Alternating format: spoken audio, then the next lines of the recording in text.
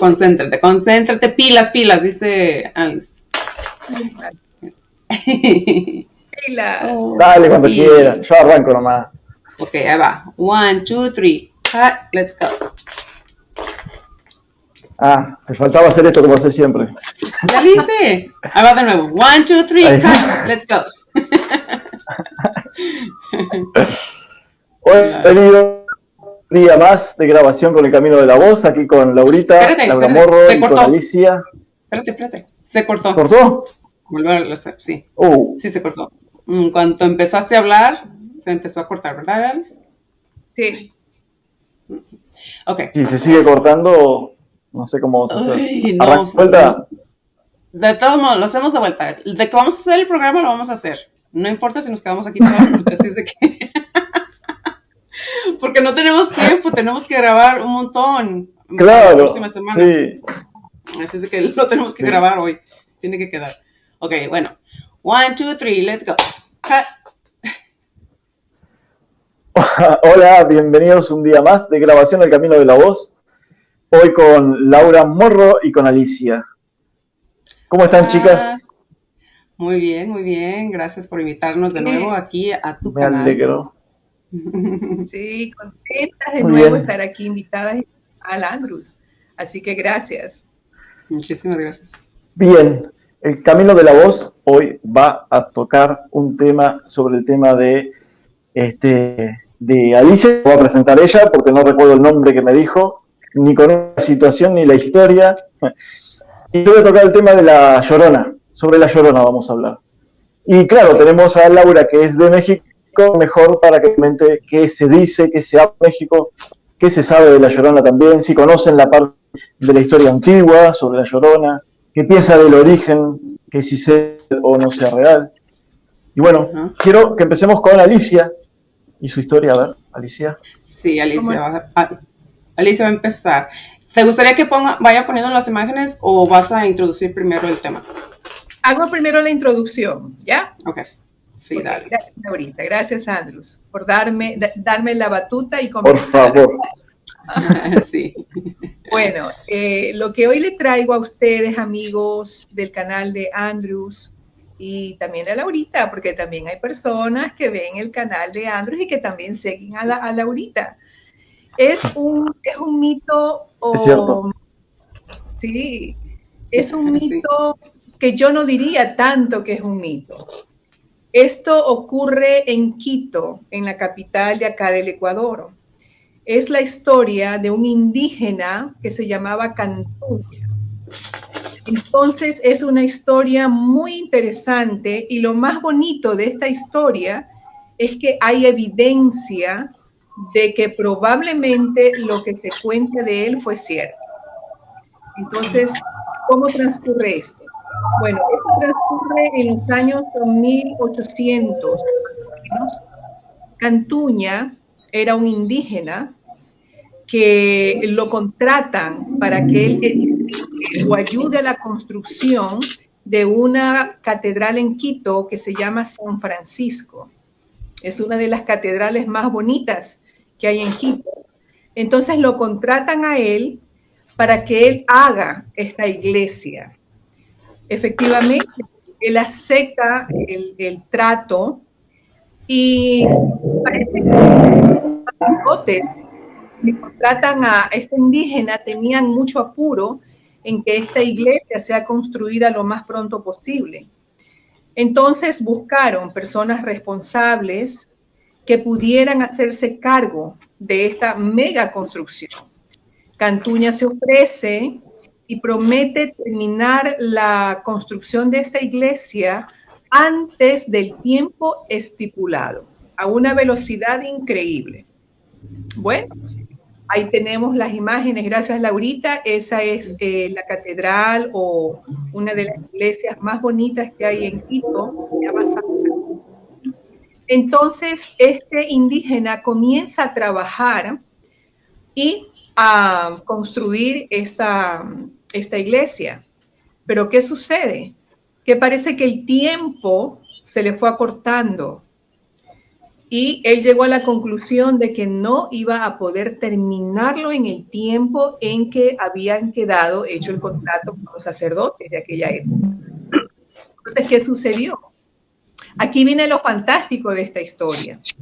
Dice que Cantuña, por su desesperación y por querer entregar la iglesia a tiempo y cumplir con su palabra, su responsabilidad, dicen que hace pacto con el diablo, que él le ofrece al diablo su alma a cambio de que lo ayude a terminar dicha construcción.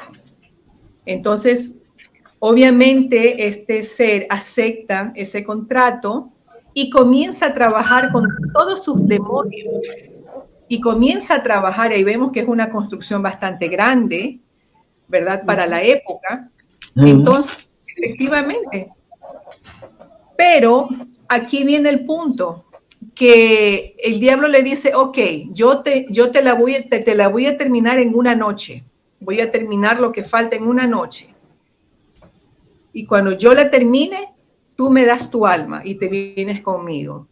Entonces, acepta Cantuña y él comienza a ver que comienza a trabajar, pues el diablo con sus demonios, comienza a trabajar la construcción y ve que comienza efectivamente a acelerar y que ya les faltaba muy poquito para terminar la construcción. Entonces ya él, al ver que la situación sí se iba a cumplir y que él iba a perder el pacto que hizo con este ser, entonces dicen que Cantuña, al ver que ya faltaba tan solo una pared para terminar y cumplir, dice que Cantuña ladrillo, que sería el último ladrillo que sería la pared de esta catedral, la pared catedral, y él esconde el ladrillo. Llega el tiempo y... Alicia, no Sí. se está escuchando porque se está escuchando un perrito que está ladre y está cortando el audio. Ahorita... Te cuento que el perrito no es de aquí, no hay ningún perrito. ¿de dónde es? De aquí, no. ¿De allá de con Andrews? Andrews, ¿es contigo? Tampoco. No. No, yo no tengo perros acá. No. ¿Dónde salió el perrito? Acá no hay perrito tampoco. No, ¿será del diablo? ¿Será del diablo? Es que estás hablando, sí. A ver, espérenme. Okay. Porque vas a tener que decir de nuevo Yo no eso, escuché, Alice. bueno, yo no escuché ninguno. Sí, te quedaste en lo del último ladrillo y ahí empezaste. ¿Tú no escuchaste ningún perrito, Andros? No, para nada. Yo sí. ¿Tú lo estabas escuchando, Alice? Yo sí escuché el perrito ladrar. Yo pensé que era por allá la bulla del perrito. No, yo pensé que era ahí contigo. Bueno, vas a tener que empezar donde estabas diciendo del ladrillo. Ok, entonces, como ya él vio que faltaba tan poquito para terminar esa última pared, él coge un ladrillo y lo esconde, sin que lo vean estos seres. Esconde el ladrillo y cuando ya se presenta pues este ser con todos sus ayudantes, le dice, bueno, ya la catedral está terminada, ahora sí, cumple tu parte. Pero él le dice, no, porque en esa pared falta un ladrillo.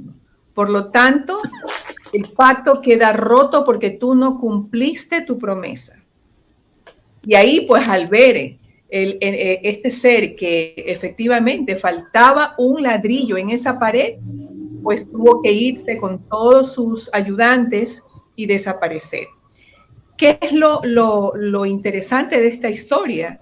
Que efectivamente en una pared lateral de esta catedral dicen las personas que han ido y que conocen que no hay ladrillo, que falta efectivamente un ladrillo y lo han dejado precisamente así como un recordatorio a esta historia que muchos dicen que no es historia, que fue realidad porque ahí está esa pared sin terminar. Y se conoce eso como el atrio de Cantuña. Y hay muchas personas, turistas, que van y les cuentan esta historia de esta indígena, y lo cual parece que es cierto. Así que ese es uno de los, por decirlo de alguna manera, uno de los mitos que existen aquí en Ecuador y que hay evidencia de que probablemente esto sí ocurrió, Cantuña realmente existió, era un hombre muy trabajador, tengo entendido descendientes de Rumiñahui, era una persona muy importante, entonces he ahí la historia, que realmente es un poco fuerte, ¿no?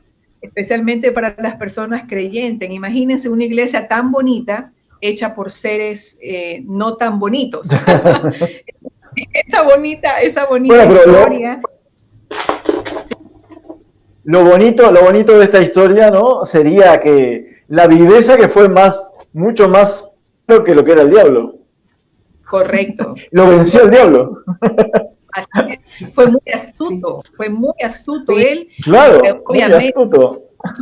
Una oportunidad para poder hacer su trampa y no quedarse pues él o perder la apuesta que había hecho. Así que, claro. Hay esta evidencia. Dicen las personas, inclusive cuando leía la historia, la reseña, dicen que efectivamente en esa pared hace falta un ladrillo y esa pared le llaman el atrio o la pared de Cantuña. Y es una historia muy conocida. ¿Tú has ido ahí, Alice? ¿Perdón? ¿Has ido ahí a esa iglesia tú? No, yo he ido a otra que se llama la Iglesia de la Compañía, que es de oro, por dentro es hermosa, y también sé que dicen que fue construida por demonios, porque es una iglesia hermosísima, toda de oro, es hermosa. Y también hablan de que algo nefasto pasó por ahí, porque es una iglesia maravillosa, es lindísima. Esta de acá es otra, pero asimismo no deja de ser hermosa porque también creo que tiene revestimientos de oro y el atrio es hermosísimo. Entonces, por eso aducen que quien hizo esa iglesia realmente no eran seres humanos, sino seres de otra dimensión. Mira qué interesante, ¿eh? Sí, qué interesante eso. Sí, así que esa es la historia de Cantuña, muy conocida acá en Ecuador. Y quería compartirla con ustedes, mis amigos. Muchísimas gracias, está muy bonita esa, bueno, ni tan bonita porque los demonios esos que construyeron, pero las iglesias sí están muy bonitas. Sí, es un lugar muy bonito y es muy turístico. Muchas personas van precisamente para ver si es verdad, y ahí falta el ladrillo. Y de hecho, lo interesante de esto, los sacerdotes no han querido poner nada ahí, lo han dejado tal y como quedó. Claro. Bueno, pues ya tienes trabajo porque vas a ir a investigar si está o no está el ladrillo, así como antes a lo que sacar fotos ayer, del ladrillo, sacar del fotos espacio. del ladrillo del espacio. Así es de que tienes tarea. La maestra Laura les va a dejar tarea.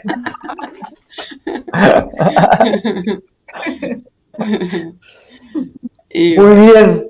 Si querés, podemos ir comenzando con La Llorona. Sí, déjame. Así que cuando quieras poner nomás, yo voy ya. Sí, déjame compartir. Buscarlo tranquila que. Déjame pero compartir. Mientras tanto, igual voy primero. más o menos con todo. Déjame compartir. O si quieres tú empieza a contar y yo aquí voy poniendo las imágenes. Sí, porque todos conocemos la historia de La Llorona, lo que Hollywood, las películas nos cuentan siempre y lo que hemos escuchado de manos de otras personas, ¿no? Inclusive La Llorona ya se conoce a nivel mundial, que comenzó en México, o mejor, supuestamente no comenzó en México, extendiendo por casi toda América. Hasta hoy en día casi toda América tiene una Llorona que en algún momento alguien que vio o que sintió en un momento de vida, ¿no? Un programa de hace creo 2 años atrás, que fue la primera vez que hablé de La Llorona, porque era un tema que me gustaba muchísimo, aparte la canción es hermosísima. No recuerdo una de las cantantes más conocidas de México que cantó este tema en un video excelente que hay, pero por derechos de autor no se puede poner, o sea que no lo pude traer. Pero en realidad, en muchos países del mundo se habla de que se ha escuchado o se ha visto La Llorona. Yo realmente interpreto de que hay energías que suelen manifestarse de una forma parecida. Entonces, es muy probable que la gente confunda que en cualquier parte puede estar la Llorona. Es muy lindo para el que ve una película, alguna película de terror como Alicia, por ejemplo, ¿no? Ver esta mujer que bula por las calles de la ciudad, por los campos, los hombres o a niños, se atrapa de esa forma con su llanto, con sus lamentos, y cuando la persona se le acerca muestra su verdadero rostro, por ejemplo. Y de esa manera quizás se lleva la energía de la persona o el espíritu también. Pero bueno, dejando un poco de lado la fantasía y eso que nos suelen denunciar en una televisión, también como esta historia a mí siempre me fascinó desde que yo soy adolescente, creo que descubrí, me puse a investigar, porque me parecía que tenía que haber algo más de fondo. Y logré encontrarlo. Lo que sucede es que como no es un negocio para el tema de las películas, tratan de dejarlo, pero sinceramente estaría muy bonito un día que alguien invierte en hacer película, por ejemplo, sobre lo que realmente fue la historia de la verdadera Llorona. Porque si decimos que ahogar a sus hijos solamente por venganza a que un hombre la dejó, bueno, en el mundo se ven cosas atroces de parte de hombres como de parte de mujeres. Eso es así, lamentablemente, obviamente. Pero igual llama la atención. Porque la historia de la Llorona es una mujer que fue engañada por un español que vivía en México, que estaba bastante bien acomodado económicamente, y que sin embargo se enamora de una indígena que vivía por el pueblo, que ya no radicaba en una selva o en un desierto mexicano, sino en un pueblo, y que incluso también se había convertido al catolicismo. Él se ve a la mujer, pero claro, él no quiere, le da vergüenza que la vean con él, ¿no? Porque está muy mal visto que un blanco, entre y un ciudadano español, menos que menos, era una relación amorosa con un indígena, pero a un nivel no de amante, ¿no? No solamente para mantener una relación, sino que él realmente la quería, a tal punto que hizo una casa y vivían en eso. Pero también vivía en el pueblo, donde todo el mundo se movía, y sobre todo las clases más altas. Con esta mujer tuvo 2 hijos, pero él un día conoce a una señorita española que vino a vivir a México con sus padres y que tenía una clase social mucho más alta que la de él. Él pertenecía al ejército y parece que estaba en una posición social bastante alta. Y en una de estas fiestas conoce a esta chica, se la presentan y se da la posibilidad de que pueda mantener una relación con esta mujer.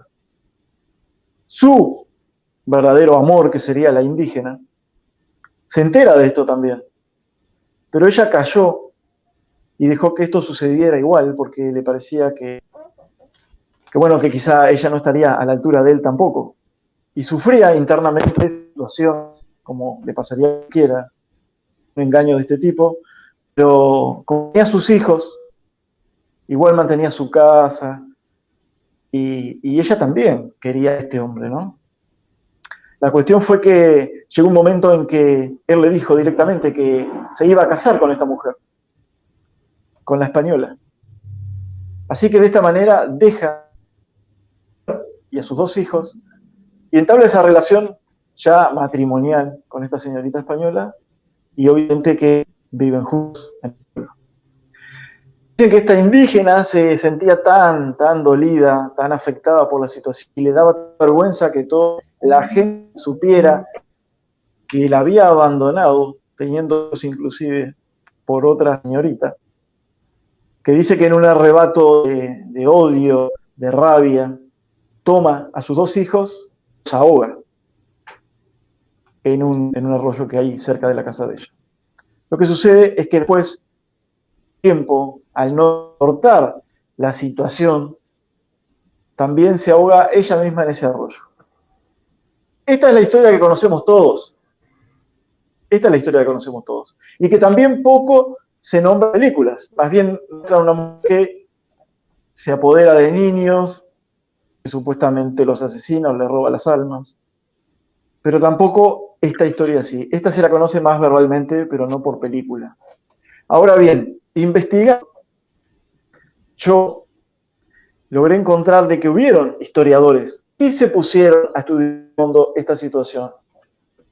Y se descubre que unos 10 años, una década antes de que los españoles llegaran a colonizar México, la gente, los pobladores de una gran tribu que estaban bajo la orden de Montezuma, escuchaban lamentos y escuchaban llantos al costado de un arroyo. Estos llantos y estos lamentos despertó la atención de todos los indígenas del lugar. Entonces, también llegó a oídos de Montezuma, que mandó a unos de sus sacerdotes a la orilla del arroyo y que averiguara con esta supuesta mujer o esta energía o este espíritu del agua que se paseaba por ese lugar siempre llorando. Y que su lamento lo que decía era: ¡ay! ¿Qué será de mis hijos? Que no los puedo ayudar. Entonces vemos que ahí hay una diferencia en dónde están mis hijos a qué haré yo a mis hijos que no los puedo ayudar. Entonces este sacerdote fue hasta el lugar, volvió con información y se la dio a Montezuma. Y le dijo a Montezuma: lo que sucede es que esta es la diosa, yo creo que está el nombre por ahí, disculpe, es muy complicado para pronunciarlo. A ver si me ayuda Laura. Creo que. Ahorita que lo mire, ¿en dónde está? ¿Está al principio del...? Ah, sí, no, ponelo de vuelta igual porque va a aparecer ahí el igual, después lo vimos. Ok. Entonces, yo como siempre me olvidé de anotarlo y tenerlo conmigo, pero está ahí en el video. ¿Que siga corriendo el video entonces? ¿O quieres que lo ponerlo al principio. No, ponerlo, sí, porque está en el principio por ahí el nombre. Incluso ahí lo vemos, imágenes, estas son imágenes de Montezuma. Ah, ok, aquí está. La diosa acá. Cihuacóatl. Ahí está. Ahí va. Bueno, hay varias representaciones. Esa es una estatua que hay en México de esta diosa. Y esta es otra, que es una cabeza de serpiente con cabeza de águila, pareciera. Porque dicen que esta diosa vivía en el agua, pero era una especie de mezcla entre mujer y reptil. La cuestión es que esta diosa amaba mucho al pueblo indígena mexicano que se encontraba en ese lugar. Y siempre daba buenos consejos. Eso le dijeron a Montezuma, el sacerdote, de parte de la gente de la tribu. Y bueno, Montezuma preguntó qué era lo que había dicho la diosa, por qué lloraba y por qué se quejaba. Ahí vemos otra representación, en la anterior, que está ella con cuerpo de serpiente. Entonces, ella pudo decir a Montezuma, si era acaso sus palabras, que sus hijos, su pueblo de indígenas, a los que ella tanto amaba y protegía siempre, iban a ser devastados por un hombre blanco que iba a llegar a sus tierras, que iba a estudiar sus mujeres, que iba a asesinar a sus hijos, que iban a ser violadas y que iban a aplastar sus creencias bajo una nueva religión. Que su lamento, porque no veía una forma de poder salvarlos de lo que estaba escrito en el destino. Que ni incluso ella como diosa tenía la posibilidad de protegerlos si Montezuma no escuchaba sus palabras. Montezuma era un gran, vendría a ser el patriarca, no sé, no me sale el nombre ahora, de la tribu, ¿no? Y gobernaba con bastante mano justa, en realidad. No siempre tenemos que creer todas esas historias que hay sobre tanto sacrificio y todo. Parece que hay algo de fondo ahí que no cierra tampoco. Entonces, Montezuma, sin embargo, tenía un orgullo muy grande y le parecía que todo lo que caía en manos de él, él tenía que juzgarlo y ver si realmente servía o no servía.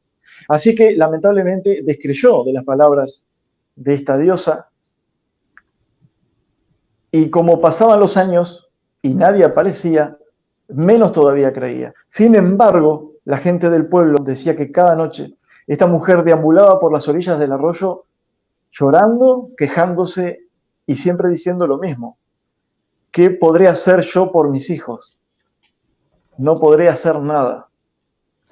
Y así fue que 10 años después, el hombre blanco pisó las tierras de México, invadieron México, mataron muchísima gente,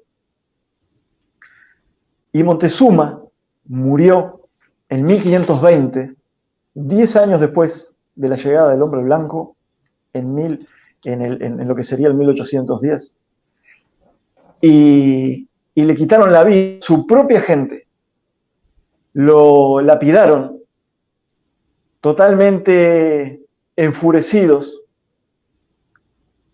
porque Montezuma, primero, no ha escuchado las palabras de la diosa ni las palabras de su pueblo.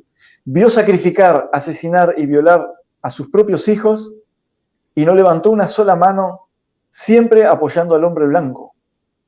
Porque él estaba admirado del poderío, de las cosas que traía el hombre blanco, y se sentía tan maravillado que aceptaba todo lo que decía el hombre blanco.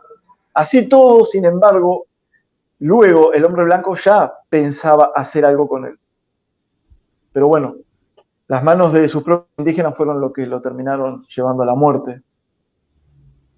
Después de la muerte de Montezuma murieron miles y miles de guerreros, de niños y de mujeres en manos de los españoles.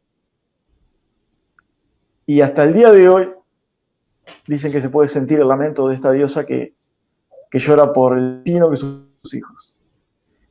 Y parece que y yo creo más y me gusta más creer que sinceramente esta debe ser la verdadera historia.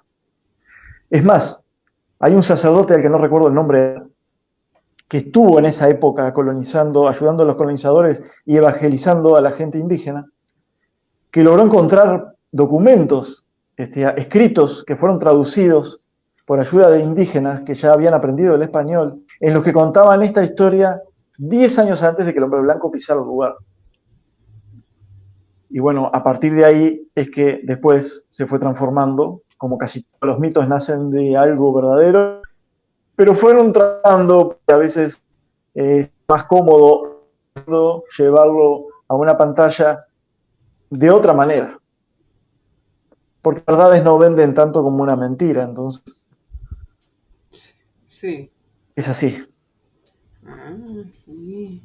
Y me gustaría saber, a ver, por Laurita, qué piensa como mexicana, qué piensa, qué ha escuchado, cómo son las historias de allí, y si se conocen. Y me gustaría pedir que nunca pido es que se comparta esta vez este programa, porque me gustaría que llegue a manos de tantos mexicanos, que yo también tengo amigos en México, y me dicen que nunca habían escuchado historias siendo mexicanos. Y hay hasta libros de mexicanos que cuentan esta historia mucho más a fondo de lo que yo lo estoy contando. Incluso mostrando los documentos del sacerdote español, mostrando los documentos indígenas, que estaría genial, ¿no? Que por lo menos llegara a manos de algunos mexicanos para que se corra también esta historia, que es mucho más real y más linda inclusive que una madre que ahoga a sus hijos, ¿no? Sí, es cierto. La historia que yo, y sí lo voy a compartir en mi canal también para que más gente vea esta historia, porque sí, esta historia yo nunca la había escuchado. Yo solamente la escuché cuando tú me la mandaste y ahorita que la estás contando. Y sí, me voy más bien con tu historia a que la otra historia de que ahogó a sus hijos, porque hace más, ¿cómo se dice? Hace más sense, ¿cómo se dice, traductora Alicia? Hace más sense, hace más, más real, más real, segura sí. que sea así. Sí, tiene más lógica la lógica. historia que tú estás contando, sí, la historia de que una madre ahogó a sus hijos. Es la misma historia que se escucha en México, de que una madre ahogó a sus hijos y se escucha por los arroyos, en los pueblos, se escucha la Llorona llorar y unos gritos y preguntando por sus hijos. ¿Dónde están mis hijos? ¿Dónde están mis hijos? Y esa es la historia que nosotros los mexicanos sabemos. Yo no sabía esa historia que tú acabas de contar. Sí, lamentablemente en los colegios no les enseñan esa parte de la historia, es una lástima, ¿no? Teniendo tanta riqueza indígena en esos lugares, no como acá que se han perdido completamente, han desaparecido. En los lugares que hay tanta riqueza indígena es una lástima que se la esconda, como si fuera hasta vergonzoso que un país tenga indígenas hoy en día. Eso me suena tan triste, tan aberrante. También lo de Quetzalcóatl, lo que dijiste de que era No, Quetzalcóatl no, esta es otro nombre. Chica o Chichacuatl, algo así. No, bueno, La Llorona no me recuerdo el nombre. Sí, es otro nombre, es parecido. Uh-huh. Sí. Sí, pero yo no sabía de Quetzalcóatl, que él era un líder muy justo. Yo no había escuchado eso. Montezuma, decís vos. Montezuma, sí. Montezuma. Que era justo. Yo solamente había escuchado la historia. Bueno, yo no viví mucho tiempo en México, así que no me recuerdo mucho. Pero sí, escuchaba yo la historia de que les cortaba la cabeza a la gente y que era muy sangriento y todo eso. Yo nunca había escuchado la historia que tú acabas de contar. Sí, lo que pasa es que en la antropología, por ejemplo, o cualquier libro de historia, te enseña mucho como hombre azteca o maya, eran terriblemente sangrientos, culturas que sacrificaban gente, desde niños hasta mujeres de otras tribus, guerreros de otras tribus. Yo no digo que no estuve en ese lugar, no estuve en ese tiempo tampoco, como que uno de nosotros. Pero primero, sabemos que la historia está siendo muy manipulada y siempre fue así. Otra, hoy en día hay muchos estudios que están llegando a conclusiones e incluso se las intentan tapar en cuanto a la historia nuestra, incluso parte de la historia moderna inclusive, no tan antigua, no hablo de 3.000 años, 5.000 años, no. Historia de hace 200, 300 años, está siendo ya manipulada. Hay muchos antropólogos que han llegado a conclusiones de que, por ejemplo, parece que no era tan así como se dice, sino que fue una forma también de ayudar a la parte colonizadora. Fue lo mismo que pasó en Alemania nazi, por ejemplo. Si vos ensuciabas cada vez más al judío, al negro, al gitano, mucha gente piensa que solamente asesinaron judíos, no. Murieron más de 3 millones de gitanos, por ejemplo, ¿no? La gente con diferentes capacidades era asesinada también. Y la manera más fácil de pasar esa situación y quedar bien era diciendo que eran gente que no servía, que era gente sucia, que era gente estafadora, que era gente que no servía para la sociedad y que aplastaban al pueblo alemán y al mundo. Entonces, claro, esto también. Sí, pues la historia la escriben los ganadores, ¿no? Y van a escribir lo que a ellos tal cual, les conviene, obviamente. Sí. Siempre. También, claro, la historia la escriben los ganadores. Sí. En México también hay otras historias, ahorita me estaba recordando cuando estaba mirando las imágenes de La Llorona y cuando estaba hablando Alicia. En México hay muchas historias de tesoro. Donde hay tesoro, hay llamaradas de fuego o se ven fantasmas y usualmente se ve el fuego, pero también se ve el fantasma del animal que crucificaron, que está guardando o velando el tesoro, que está, guardando el tesoro, porque no pueden ir a sacarlo cualquier persona. Es el tesoro que escondieron las personas y que mataron a ese animal. Ese animal está ahí para hacer su trabajo, que es guardar el tesoro, y la persona que le dan, digamos, las instrucciones de ir a sacarlo, como digamos, mi papá tiene ¿cómo se le llama eso? Bueno, le dieron el mapa, su abuelito de él, le dio el mapa de donde está un tesoro guardado. Le dijo exactamente dónde está y mi papá nunca ha ido a sacarlo. Está en México, obviamente, y nunca ha ido a sacarlo. Pero le tiene que decir, la persona que lo enterró es la persona la indicada para dárselo a quien sea. Si él no pudo ir a sacarlo, entonces le da la relación, se llama la relación de dónde está el tesoro a la persona que él quiera y esa persona es la única que puede sacarlo. Digamos, si va a otra persona que miran las llamaradas y eso y desentierran ese tesoro, el tesoro se vuelve polvo, no lo pueden sacar ellos. O se enferman las personas. Pero Claro, el tesoro... como si fuera una maldición. Sí, el tesoro pertenece a la persona que se la dieron, la relación.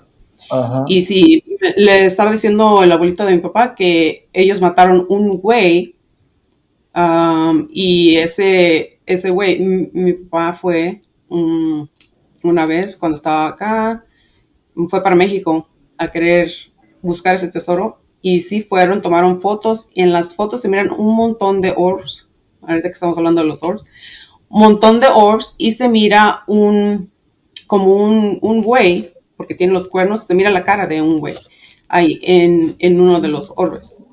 Y entonces esos son los que guardan ahí, cuidan el tesoro. Y los lugareños ahí, las personas que viven en el pueblo ese, le estaban preguntando a mi papá, ¿y a qué vino? Y dijo mi papá, no, es que vinimos aquí a ver unas cosas, no quería decir, porque estaban los militares ahí también. Y el viejito les empezó a decir, dice, a veces aquí se miren llamaradas y bolas de fuego que pasan por la montaña y ha ido gente a ver qué es lo que pasa, porque piensan que se está quemando el cerro y no está quemando el cerro, es donde está el tesoro. Y pues mi papá obviamente iba a eso, no le dijo al viejito, pero ellos cuando estaban allá dijo que escucharon que ya venían los militares, venían unos carros y venían unos militares y entonces se tuvieron que ir ellos del lugar y ya no pudieron, ya no ha regresado nunca, así de que el tesoro quizás todavía está ahí. Pero su abuelito trabajaba con Pancho Villa y él era el que les daba la paga a los soldados. Entonces iban con mulas o con burros llenos con sacos llenos de monedas de oro porque con eso les pagaban y ya venían siguiendo los militares para pues quitarles el oro y matarlos. Entonces ellos lo que hicieron rápido, escarbaron un pozo, mataron al güey y mezclaron la mezcla con la sangre del güey y lo taparon. Y ahí se queda seguro hasta que llega alguien de la que le dieron la relación y lo sacan. Hay muchas historias, allá en México hay muchas historias de eso, sí, he escuchado, sí. Han escondido mucho tesoro. Teníamos unos amigos, era una familia, una pareja joven, que ella, pero a ella la despertaban unos duendes en su sueño y le decían que era su hermanita y ella decía que estos duendes se parecían a unos soldaditos chiquitos.